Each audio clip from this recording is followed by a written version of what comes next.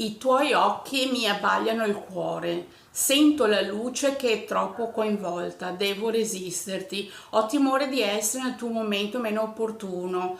Tua se vuoi, ma sai essere per me come l'io più desiderato. O credi in una nuvola che ispira per perspicacia?